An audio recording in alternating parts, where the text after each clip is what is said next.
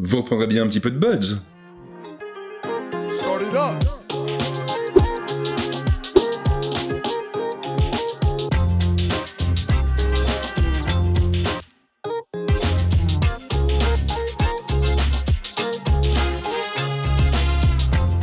Grosse actu en ce moment autour de Samsung. Dans mes dernières vidéos, je vous ai parlé du Flip 4 que j'ai adoré, du Fold 4 que j'ai encensé, et le moment est désormais venu de parler des derniers écouteurs sans fil de la marque, à savoir les Galaxy Buds 2 Pro.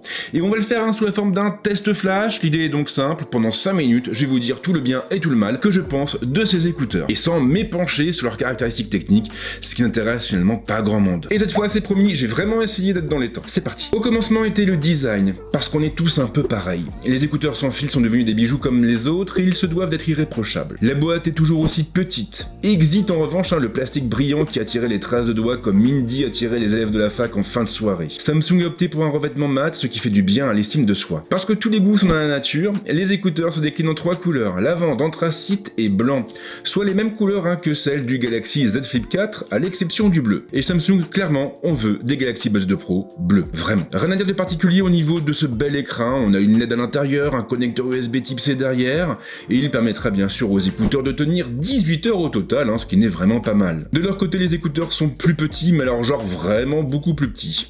Samsung a réduit leur taille de 15% par rapport au premier modèle. Le poids est aussi contenu et on ne dépasse pas les 5,5 grammes. Ce qui veut également dire que vous ne les sentirez pas lorsque vous les aurez mis au fond de votre conduit auditif. Enfin au fond, il vaut mieux éviter. Mais ça c'était surtout pour vous dire que les Buds 2 Pro viennent se ranger dans la famille des écouteurs intra-auriculaires. Alors je sais que tout le monde n'est pas fan, mais Samsung a prévu le coup. Les écouteurs seront capables de réduire la pression sur le conduit auditif grâce à une techno baptisée flux du vent. Alors j'étais assez dubitatif au départ, voire même perplexe, mais ça marche vraiment bien, et ce même sur de longues sessions. Et puis en prime on a aussi une certification IPX7 qui rend les écouteurs résistants à l'eau, à la transpiration et aux éclaboussures. Ce qui nous amène à la partie un peu plus pratique de ce test, l'utilisation. Pour les connecter à votre smartphone Galaxy, rien de compliqué, il suffit d'ouvrir le boîtier. Une fenêtre apparaîtra alors sur l'écran de votre téléphone et vous n'aurez plus qu'à taper sur le bouton qui va bien pour lancer le processus. Et si vous n'avez pas un Samsung, alors vous pourrez toujours vous rabattre sur un appairage par Bluetooth, qui a le mérite de fonctionner avec n'importe quoi, et même avec n'importe qui. Autre point qui a son importance, les Galaxy Buds 2 Pro peuvent se connecter à plusieurs appareils et passer de l'un à l'autre en toute transparence. Et d'ailleurs, vous pourrez même les connecter avec votre téléviseur Samsung, ce qui est une grande première. Le truc un peu dommage en revanche, c'est que cette fonction est réservée aux téléviseurs commercialisés après février 2022. Et ça, c'est vraiment pas sympa, Samsung. Et la qualité alors, eh bien, elle est au rendez-vous, chers amis. Franchement, les Galaxy Buds 2 Pro envoient du lourd.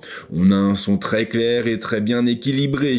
Techniquement, vous pourrez même profiter d'un son en 24 bits. Je fais malheureusement partie des personnes qui sont infoutues de faire une différence. L'ANC, par contre, je l'ai bien senti, il est fulgurant.